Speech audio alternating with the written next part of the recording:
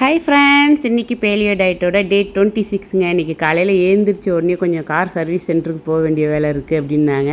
காரில் சின்னதாக ஒரு மைனர் ப்ராப்ளம்ஸ், அதை சரி பண்ணுறதுக்காக வீலுக்கு முந்தி போயிட்டு வந்துட்டு தான் பிரேக்ஃபாஸ்ட்டே சாப்பிட்டோம். இன்றைக்கி காலையில் பிரேக்ஃபாஸ்ட்டுக்கு நான் பிளாக் காஃபியும் 2 எக்கு போட்டு ஆம்லேட்டும் தான் எடுத்துக்கிட்டேன். லஞ்சுக்கு பார்த்திங்கன்னா சிக்கனோட மண்ணீரல் அப்படின்னு சொல்லுவாங்க, அது எனக்கு ரொம்ப பிடிக்கும். ஃப்ரெஷ்ஷாக கிடச்சிது அப்படின்னு சொல்லிட்டு அதுவும் வாங்கிட்டு வந்திருந்தாங்க.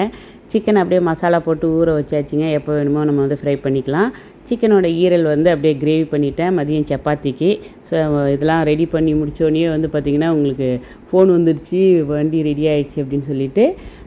ஆனால் பயங்கர வெயிலுங்க. விடும்போது கொஞ்சம் வெயில் கம்மியாக இருந்தது, எடுக்கும்போது பயங்கர ஹாட்டாக இருந்தது.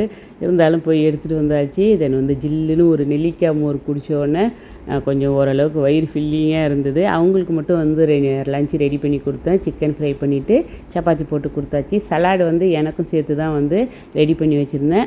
இன்றைக்கி லஞ்சுக்கு நான் வெஜிடபிள் சலாடு தான் எடுத்துக்கிட்டேன். வெளியில் போயிட்டு வந்ததுனால என்னமோ தெரில, பயங்கர தண்ணிதாக இருந்த மாதிரியே இருந்தது.